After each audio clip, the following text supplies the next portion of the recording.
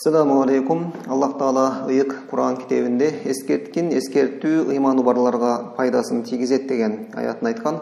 Ушул аятка амал кылып, дагы бир жүрөгөйгө маселени сиздерге эскертүү максатында чыгып отурабыз. Бул эскертүү жакында касиеттүү Ысык көлдө кумаркана ачуу демилгесин көтөрүп чыккан жана бул демилгени колдоп жаткан депутаттарга, ошондой эле эртедир кечтир бул мыйзамга көз чаптыра турган мамлекет башчыбызга жана жалпы эле келечек урпагынын тагдырына кайдыгер карабаган кыргыз элиме болмокчу.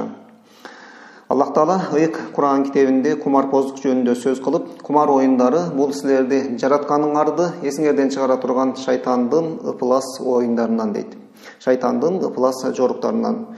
Демек, халкынын көпчүлүк саны мусулмандар жашап жаткан жерде ушундай ыпылас иштин башталышына каршы ой пикирди айтып коюу мага жөнөкөй бир мусулман катары мойнумдагы милдетим деп эсептеймин. Ушул жерде мен оюма кандайдыр бир ойлор келип атат, балким туура эместир, балким туура жагы бардыр. Ушул касиеттүү Ысык көлдүн жээгине кумаркана ачуунун ордуна дүйнөдөгү илимпоздорду, окумуштууларды чогултуп, ушул жерде эс алдырып, алардын жакшы илхамдарды берип, ушул жерде бир жакшы ачылыштарды ача турган илим кана ачып койсок болбойбу? Же болбосо дүйнөдөгү мыкты спортчуларды ушул жерде өзүбүздүн кооз табияттын койнунда эс алдырып, кетире турган жакшы бир спорт каналарды ачсак болбойбу? Эмне үчүн сөзсүз түрдө биз кумаркана ачышыбыз керек? Депутаттардын ушул кумаркана аркылуу бюджеттин кайсы бир тешигин бүтөй алабыз деген сөзүнө мен аябай таң калып турам.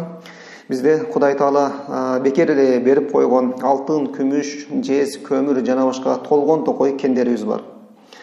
Алла Таала берип койгон мөңгүлөрүбүз, сууларыбыз бар. Алла Таала берип койгон раматылык чубагач айтмакчы, оозундан чаккан семишкең жерге түшүп кетсе, өнүп чыга турган борпоң тала жерлерибиз бар. Алла Таала берип койгон кооз табиятыбыз, кооз жаратылышыбыз, таза абабыз бар. Алла Таала берип койгон эркиндигибиз, Алла Таала берген элибиз бар. Мына ушул нерселер менен жамай албаган бюджеттин тешигин Алла Таала арам кылган, тыюу салган кумар кана менен, кумар оюндары менен жамайбыз деген депутаттар бул нерсени кайсы жери менен ойлонуп жатканына мен такыр акылым жетпей койду. Кумаркана дегенде биз көзүбүзгө эмнени элестетишибиз керек? Балким кээ бирөөлөр бул жерде аябай кооз кийинген, маданияттуу галстук тагынган адамдар келип, ушундай отуруп, ойноп, анан биздин бюджетке акчаны таштап кайра кетип калат деген нерсени элестетиши мүмкүн. Бирок мен кумаркана дегенде көзүмө такыр башка нерсени элестетем. Кумарды кимдер ойнойт?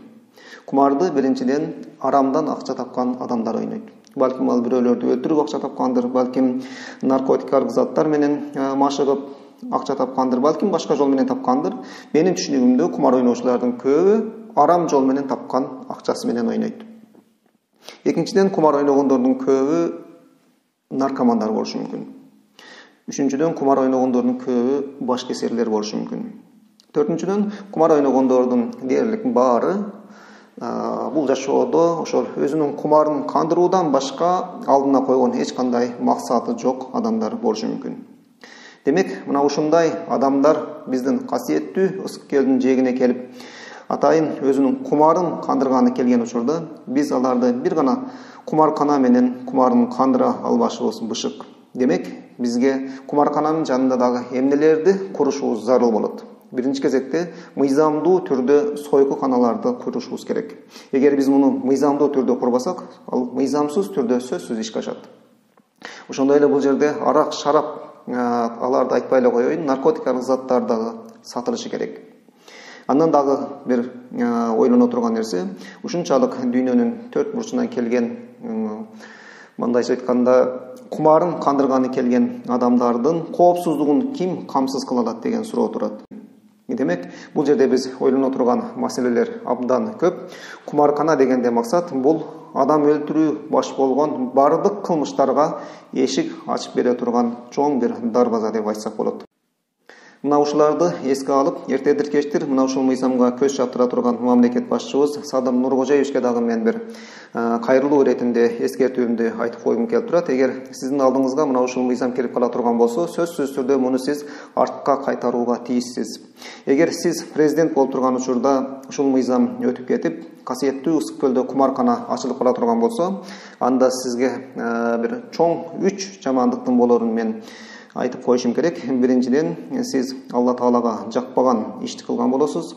Экинчиден, биздин касиеттүү Ысык көлдү жердеген Мойт аке, Сарт аке, Кыдыр аке, Садыр аке, Тилекмет аке сыяктуу насили таза адамдардын арбагынын алдында жүзүңүз кара болот. Үчүнчүдөн, бир эле Ысык көлдүн эле эмес, жалпы кыргыз элинин, жалпы Кыргызстандын тарыхында Садырдын заманында Ысык көл булганган деген кара тамга менен жазылып калышыңыз бул турган кеп.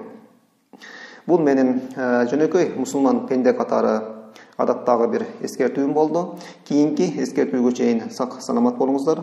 Ассаламу алейкум ва рахматуллахи ва баракатух.